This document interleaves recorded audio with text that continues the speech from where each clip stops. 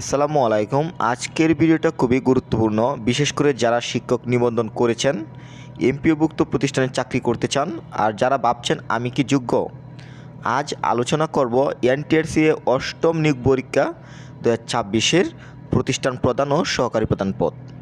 কারা আবেদন করতে পারবেন, কারা পারবেন না, এবং নতুনদের সবচেয়ে বড় ভুল ধারণা। ভিডিওটা শেষ পর্যন্ত দেখবেন, কারণ মাঝখানে অনেকেই ভুল সিদ্ধান্ত নিয়ে থাকে, তাই অবশ্যই ভিডিওটা শেষ পর্যন্ত লক্ষ্য করবেন।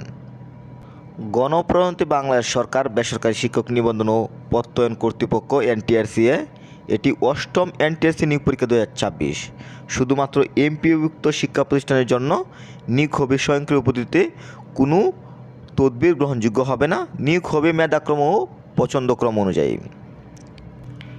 এই নিয়োগ 3টি অধিদপ্তরের অধীনে।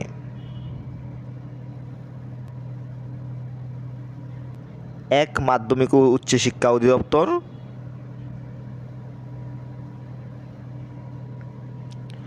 2, কারিগরি শিক্ষা অধিদপ্তর। 3, মাদ্রাসা শিক্ষা অধিদপ্তর।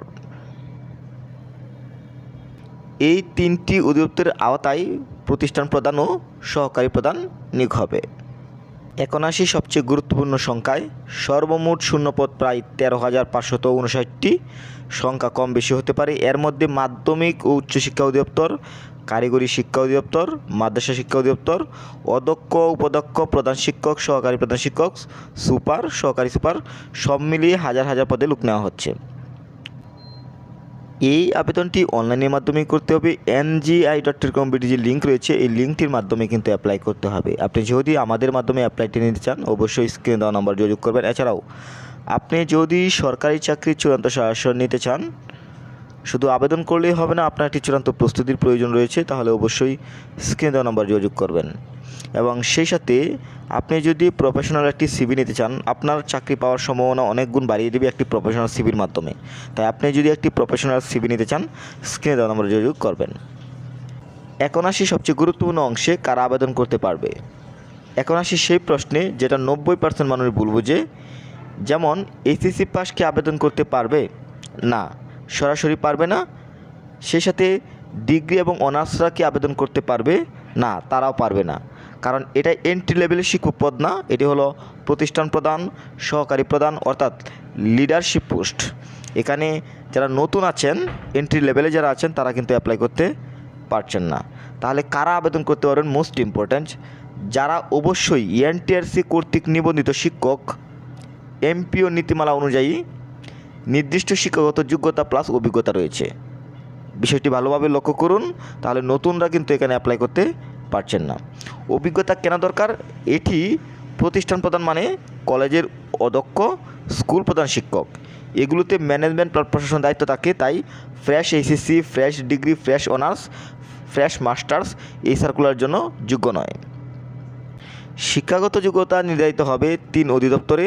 সর্বশেষ জনবল কাঠামো এমপিও নীতিমালা অনুযায়ী।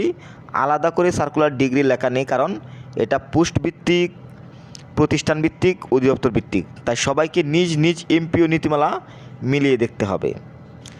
পরীক্ষা হবে 3 ধাপে। MCQ 80 নম্বর, শিক্ষাগত যোগ্যতা সনদ 12 নম্বর, মৌখিক পরীক্ষা 8 নম্বর, মোট 100 নম্বর। 5 নম্বর হচ্ছে 40%। আলাদাভাবে ভুল উত্তর হলে 0.25 নম্বর কাটা যাবে। MCQ পরীক্ষায় থাকবে বাংলা, ইংরেজি, ICT, মানসিক দক্ষতা, গণিত, যুক্তি, সাধারণ জ্ঞান যেমন বাংলাদেশ ও আন্তর্জাতিক, প্রশাসনিক ব্যবস্থাপনা, আর্থিক ব্যবস্থাপনা, অধিদপ্তর ভেদে অতিরিক্ত বিষয় থাকবে।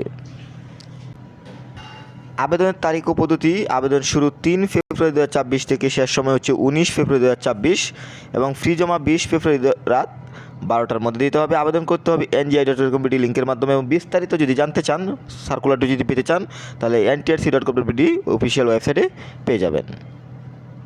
সবশেষে খুব ক্লিয়ার কথা বলছি, এটা ফ্রেশারদের সার্কুলার না, এইচএসসি বা ডিগ্রি পাস বা অনার্স বা মাস্টার্সদের জন্য না, এটা অভিজ্ঞ এবং নিবন্ধিত শিক্ষকদের জন্য।